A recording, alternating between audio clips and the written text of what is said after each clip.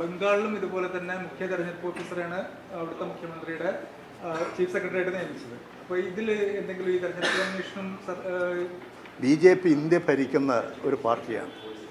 അവർ പല കാര്യങ്ങൾ നിർവഹിക്കുന്നത് ഒരു ജനാധിപത്യ രീതിയിലല്ല, RSSൻ്റെ അജണ്ട നടപ്പിലാക്കുന്ന രീതിയാണ്. അതൊക്കെ വലിയ പ്രത്യാഘാതങ്ങൾ രാജ്യത്തുണ്ടാകും. അതുകൊണ്ടത് ഓരോ പാർട്ടിക്കും അതിന് അവകാശമില്ലേ എന്ന് ചോദിച്ചാൽ അവർക്കതിന് അധികാരമുണ്ട്. മുഖ്യമന്ത്രിയുടെ അഡ്വൈസറായിട്ട് PA ആയിട്ട് PS ആയിട്ട് ആരെ നിശ്ചയിക്കുന്നത് ആ പാർട്ടിയുടെയും അവരുടെ മുഖ്യമന്ത്രിയുടെയും അധികാരമാണ്. അതുകൊണ്ട് ഇതെല്ലാം ഇന്ത്യ ഒരു മതനിരപേക്ഷത രാഷ്ട്രമാണ്, ഒരു ജനാധിപത്യ രാജ്യമാണ്. ആ മൂല്യം ഉയർത്തിപ്പിടിച്ചുകൊണ്ട് മാത്രമേ ഏത് സർക്കാരും പ്രവർത്തിക്കാൻ പാടുള്ളൂ.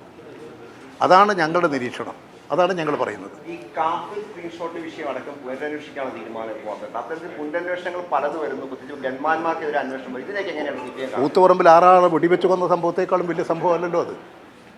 അടുത്ത കാലത്തിലെ പുഷ്പം മരിച്ചത്, അതിനേക്കാളും വലിയ ഭീകര സംഭവമല്ലല്ലോ.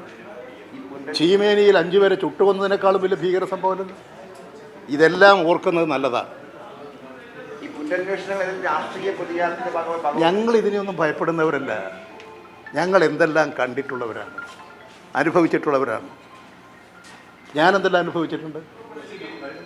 ഇതിൽ നിന്നൊന്നും ഞങ്ങളെ പിന്തിരിപ്പിക്കാൻ സാധിക്കുമെന്ന് ആരും ധരിക്കരുത്.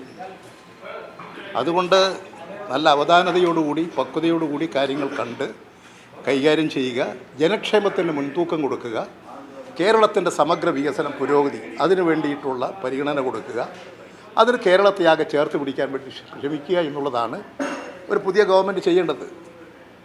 ഇനി അവർ ചെയ്യുന്ന കാര്യം കണ്ട് നമുക്ക് വിലയിരുത്താം. പുതിയൊരു മൂവ്മെന്റ് ഉണ്ട്, ഞാൻ എൻ്റെ ശ്രദ്ധയിൽപ്പെട്ടിട്ടുണ്ട്. കാത്തിരുന്ന് കാണാമത്. അതുപോലെ തന്നെയല്ലേ ഇപ്പോൾ തമിഴ്നാടിൽ അധികാരത്തിൽ വരുന്നത്. അതൊരു പുതിയ കാലഘട്ടത്തിൻ്റെ ഒരു പ്രത്യേകതയാണ്. നമുക്കത് നിരീക്ഷിക്കാം. അതിനെക്കുറിച്ച് നല്ലതുപോലെ എല്ലാ രാഷ്ട്രീയ പാർട്ടികളും ദേശീയ പാർട്ടികളും ഇടതുപക്ഷ പാർട്ടികളും വലതുപക്ഷ പാർട്ടികളും എല്ലാം ചിന്തിക്കട്ടെ. ഈ കാലഘട്ടം വലതുപക്ഷ തീവ്രവാദത്തിൻ്റെ ഒരു ശക്തിപ്പെടേണ്ട കാലഘട്ടമാണ്. അമേരിക്ക ഭരിക്കുന്ന ഒരു വലതുപക്ഷ തീവ്രവാദിയാണ്. ഈ അപകടകരമായ സാഹചര്യം ലോകത്തിലുണ്ട്. ലോകത്തിൽ വലിയ സംഭവങ്ങൾ ഉണ്ടാകുക. ഇങ്ങനെയുള്ളൊരു കാലഘട്ടത്തിലാണ് നമ്മൾ ജീവിക്കുന്നത് എന്ന് മനസ്സിലാക്കിക്കൊണ്ട് തന്നെ ആ കാലഘട്ടത്തിലെ ഒരു പ്രസ്ഥാനം എന്നുള്ള നിലയിൽ ഇതിനെല്ലാം നിരീക്ഷിച്ചുകൊണ്ട് ജനങ്ങൾക്ക് വേണ്ടിയിട്ടുള്ള നടപടി സ്വീകരിച്ച് കമ്മ്യൂണിസ്റ്റ് പാർട്ടി മാർക്സിസ്റ്റ് പ്രവർത്തനം